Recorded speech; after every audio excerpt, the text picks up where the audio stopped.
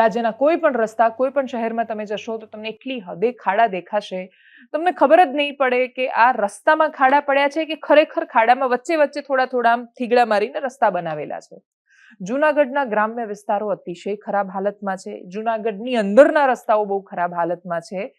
ઝાંઝરડા ચોકડીની આસપાસના વિસ્તારોમાં હું જ્યારે ગઈ ત્યારે મને ખબર પડી કે એને તમે લઈ લીધા શહેરમાં, કોર્પોરેશન તમારે બનાવવું હતું, મોટું કરવું હતું એટલે તમે એને લઈ લીધા, પણ એના પછી ત્યાં વિકાસના નામ પર મજાક થઈ છે. ત્યાં હોસ્પિટલ કે પછી શિક્ષણ એટલે જે ધંધો ન હોવા જોઈએ એ બે સિવાય ધંધો જ નથી ત્યાં કોઈ. એટલી ખરાબ હાલત ત્યાંના સ્થાનિકોની પણ છે. ત્યાં ખાડામાં કૂદતી ગાડી તમે આવો એટલે તમને લાગે કે તમારે વ્હીલ અલાઇનમેન્ટ ફરીથી કરાવવા જ પડશે કેમ કે તમારી ગાડી ખરાબ થઈ ગઈ હોય. પણ તકલીફ ખાલી જુનાગઢ પૂરતી ક્યાં સીમિત છે?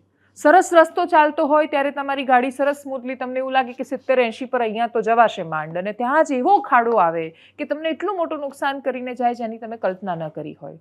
રાજકોટમાં નાગરિકના મૃત્યુ પછી પણ કોર્પોરેશન નથી જાગ્યું. અમદાવાદના અનેક વિસ્તારોમાં અમદાવાદ ખાડાવાદ બધું જ સમાન થઈ ગયું અને છતાંય ઘણા બધા વિસ્તારોમાં કોઈ ફરક ન પડ્યો. એસજી હાઈવે પર તમે સડસડાટ જતા હોવ, સર્વિસ રોડ પર ઉતરો એટલે ખબર પડે. પ્રધાનમંત્રી આવવાના હોય, અચાનક રસ્તા ચકાચક થઈ જાય.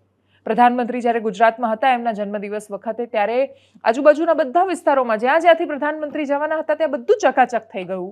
અમને થયું કે થોડા અંતરિયાળ વિસ્તારમાં સાહેબનો કોઈ કાર્યક્રમ ગોઠવો, કદાચ એ બાને રસ્તા સુધરી જાય. બાકી રસ્તા નથી સુધરતા. સાહેબને દેખાડવા માટે કામ થાય છે, કામ કરવા માટે કામ નથી થતું. મુખ્યમંત્રી જવાના હોય બધું સારું કરી દો, એમને દેખાડવા માટે નહીં, કામ કરવા માટે કામ કરો.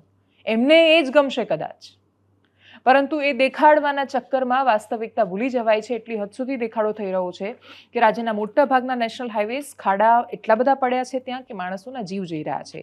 એક વિડીયો સામે આવ્યો, વલસાડના ઉમરગામ પાસે કરમબેલી ગામ છે, એક મોપેડ લઈને જતા, જે અમદાવાદ મુંબઈ નેશનલ હાઈવે છે, ત્યાં એક બેન પડે એમનું મોપેડ પડ્યું. સદનસીબે જાનહાનિ નથી થઈ, એ બચી ગયા છે. રાજ્યના અનેક વિસ્તારોમાં આવા સમાચાર સામે આવે છે. આ સમાચારો એટલા નાના સમાચાર મનાય છે કે એને સ્થાન કે પ્રાધાન્ય નથી મળતું. આમાં માણસો મરી રહ્યા છે ખાડામાં, લોકોને ગંભીર ઈજાઓ થઈ રહી છે.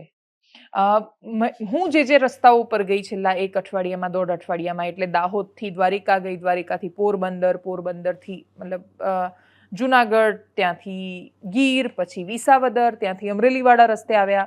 તો આ બધા જ રસ્તાઓ ઉપર ફર્યા પછી એના પછી પંચમહાલ ગયા, મહીસાગર ગયા. જે હાઈવેઝ આટલા વર્ષોમાં ક્યારેય ખરાબ નહોતા થયા એ હાઈવેઝ પર પણ ખાડા છે. ગામડાના રસ્તાઓ પર પણ પાણી ભરાયા અને ત્યાંય ખાડા પડ્યા છે. બાલાસિનોરથી અમદાવાદ આવવાનો રસ્તો એટલી હદે ખરાબ છે, તમે અમદાવાદથી દાહોદ જાઓ તો તમારે ઓલમોસ્ટ 1100 રૂપિયા ટોલ ટેક્સ આપવાનો થાય. 1100 રૂપિયા ટોલ ટેક્સ અમદાવાદથી દાહોદ જવાનો. એ ગણતરીમાં એટલે નથી આવતું કેમ કે તમે ખિસ્સામાંથી કાઢીને નથી આપતા, પેલા સ્ટીકરમાં, બારકોડમાં કપાઈ જાય છે. એ કપાઈ જાય છે, તમારા અકાઉન્ટમાંથી બેલેન્સ ઉડતું જાય છે, તમે રિચાર્જ કરો છો ફરી ત્યારે ખબર પડે છે યાર હમણાં 1500નું રિચાર્જ કર્યું હતું, પૂરા થઈ ગયા. તો તમે દાહોદ આંટો મારીને આવો, 1000 રૂપિયા ઉડી જશે તમારા. એવી જગ્યાએ ટોલ ટેક્સ બનેલા છે કે તમારું ડેસ્ટિનેશન એટલે મુખ્ય શહેર જ્યાં આવતું હોય એ 30 કિલોમીટર બાકી હોય મેક્સિમમ, અને ત્યાં તમારે ટોલ ટેક્સ આવી જાય. દ્વારિકા જવાના રસ્તે પણ ઘણીવાર તમે જામનગર થઈને જાઓ, તમારે દ્વારિકા જવાનું થાય એટલે જેવા તમે દ્વારિકા પહોંચવા આવો 20 કિલોમીટર બાકી હોય ને ત્યાં તમારે ટોલ ટેક્સ આવે. 180, 150, 110 રૂપિયા ટોલ ટેક્સ આપતા પહેલા ક્યારેય જીવ એટલે કચવાટ નહોતો કરતો કેમ કે તમે સડસડાટ ગયા હો. તમને લાગે કે તમને અદ્ભુત રસ્તો આપ્યો છે, તમારો ટ્રાવેલ ટાઈમ ઘટ્યો છે, તમે થોડા જ કલાકોમાં ત્યાં પહોંચી રહ્યા છો, ટોલ ટેક્સ તમારે આપવો જોઈએ. રાષ્ટ્ર પ્રત્યેનું કર્તવ્ય તમારી અંદર સભાનતા સાથે જાગે જ્યારે તમને એ રસ્તો મળે. દરેક વખતે તમે પેલો ડાયલોગ નથી મારી શકતા કે જે અમેરિકન રાષ્ટ્રપતિએ કર્યો હતો, એ ન પૂછો કે દેશે તમારે માટે શું કર્યું છે, તમે એ પૂછો કે તમે દેશ માટે શું કરી રહ્યા છો. અમે ટોલ ટેક્સ આપી રહ્યા છીએ, અમને રસ્તા આપો સરકાર. એવા રસ્તા કે જ્યાં જીવ ન જાય, એવા રસ્તા કે જ્યાં અચાનક આવતો ખાડો. સૌથી મોટી સમસ્યા પાણી ભરાવાના લીધે આવી રહી છે. મેં અનેક એવી ગાડીઓ જોઈ, અનેક વિસ્તારોમાં પાણી ભરાયેલું છે, ત્યાં વચ્ચે ખાડો છે, ખબર નથી પડતી એટલે વ્યક્તિ એ જ સ્પીડ પર જઈ રહ્યો છે. એ જ સ્પીડ બહુ વધારે 100-100ની સ્પીડ નથી હોતી. એ પેલા જે બેફામ લોકો ગાડીઓ ઠોકે છે એ રીતે નથી હોતી. એ બહુ જ સામાન્ય 30, 40, 50ની સ્પીડ હોય છે. પણ એટલી સ્પીડમાં ગાડી જ્યારે એ ઊંડા ખાડામાં પડે છે ત્યારે બહુ જ મોટા નુકસાન થાય છે. બાઇક ચલાવતા લોકો છે એ અત્યારે સૌથી વધારે મુશ્કેલીનો સામનો કરી રહ્યા છે કેમ કે એમને ભરપૂર નુકસાન થઈ રહ્યું છે. તો આવા નુકસાનીના ચક્રવ્યૂહમાં ફસાતા માણસો ક્યાં જઈને રોકાશે? માણસના જીવની આટલી કિંમત કે ખાડામાં પડે ને મરી જાય?